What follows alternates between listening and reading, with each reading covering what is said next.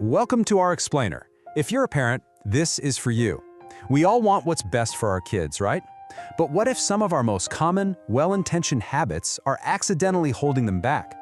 Today, we're going to dig into the simple changes that can unlock their true potential.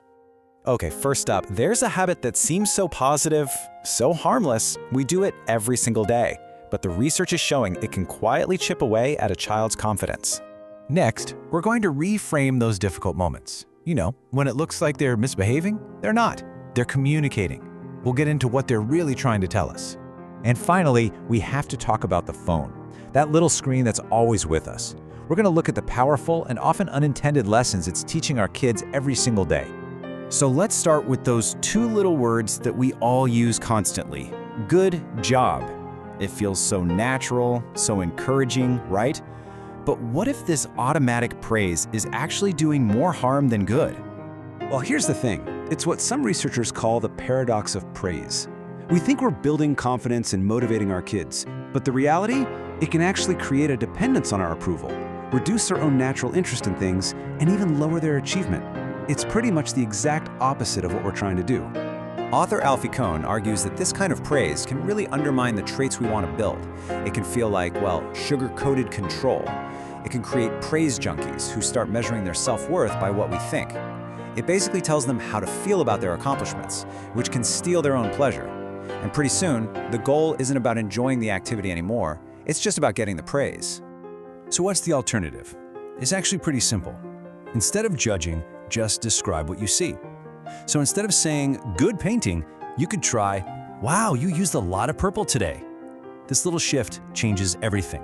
It moves the focus from your approval to their creation, helping them build their own internal sense of pride. And this idea leads right into our next point. When a child acts out, it's so easy to get frustrated. But what if we saw that behavior not as them trying to be difficult, but as them trying to communicate? A signal that something deeper is going on. And how we respond in those moments is so important. I mean, this finding from a 2023 study is really sobering. It says that harsh words and shouting can be just as damaging as physical abuse. That's a powerful reminder that our words have weight and that we need to find better ways to respond. It's often the small, everyday habits that can chip away at a child's self-worth. Things like constant criticism, comparing them to their friends or siblings, or dismissing their feelings with a quick, "Stop crying." All of these send a really damaging message that they aren't good enough and that their feelings just don't matter. So how do we handle these big emotions? Here's a super practical 4-step plan that the whole family can use. 1. Use a keyword you all agree on, like freeze, to just pause the moment. 2. Do something physical to let the anger bubbles out, like jumping or clapping. 3. Everyone takes a slow, deep breath. And 4. Ask the question, what do I need, and then use words to explain it. You see, the key is to validate their emotion first.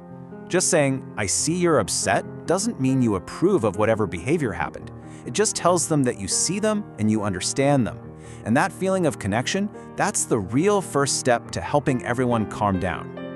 Okay, let's talk about a challenge that is uniquely modern, one that affects pretty much every parent. And yeah, it's probably in your hand or your pocket right now. Let's talk about our smartphones. There's actually a word for this now, techno-friends. It's basically any time technology interferes with our parent-child interactions. And we've all done it, right? You glance at a notification while your kid is trying to tell you something.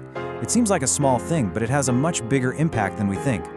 Yeah, the research shows this isn't harmless.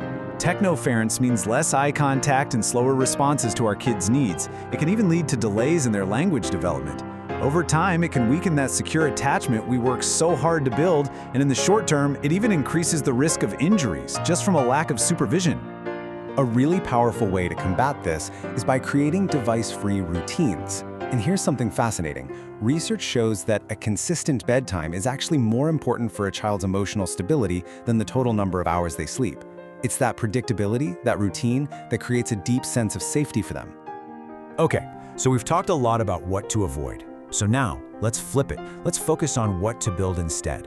What are the powerful alternatives that can create a truly unbreakable bond with our kids? Now, a lot of people hear things like don't praise or don't yell and think it means being permissive, just letting kids do whatever they want. But there's a huge difference. Permissive parenting is warmth without limits. Gentle parenting combines that same warmth with clear, kind, and firm limits. It's not about being a pushover, it's about guiding them with respect. And this approach is so important because it helps prevent our kids from becoming people pleasers. When we give them unconditional love, validate their feelings, model how to say no respectfully, and teach them that disagreements are normal, we're teaching them to look inward for validation, not to constantly seek it from everyone else. After looking at all of this, the research, the advice, the habits to avoid, and the new strategies to try, it really all boils down to one simple but incredibly profound idea. And that's really the ultimate takeaway. Our kids don't need us to be perfect, they don't need perfect praise or perfect discipline. More than anything in the world, they just need our presence. Being truly there, emotionally available, and free from distraction, that is the greatest gift we can give. It's the foundation for absolutely everything else.